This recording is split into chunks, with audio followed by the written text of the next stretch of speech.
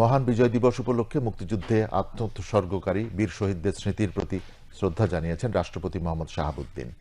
সকালে সাভারে জাতীয় স্মৃতিসৌধে পুষ্পস্তবক অর্পণ করে রাষ্ট্রপতি জাতির শ্রেষ্ঠ এই সন্তানদের প্রতি শ্রদ্ধা নিবেদন করেন।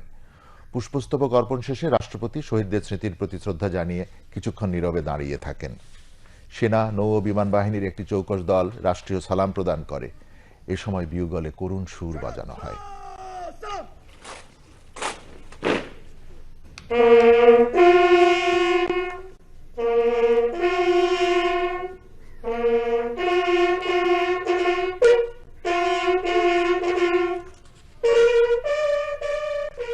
উপদেষ্টা পরিষদের সদস্য, মন্ত্রিপরিষদ সচিব, তিন বাহিনীর প্রধানগণ, যুদ্ধাহত মুক্তিযোদ্ধা, শহীদ পরিবারের সদস্য, কূটনৈতিক এবং রাজনৈতিক নেতৃবৃন্দ সহ পদস্থ সামরিক ও বেসামরিক কর্মকর্তাগণ উপস্থিত ছিলেন।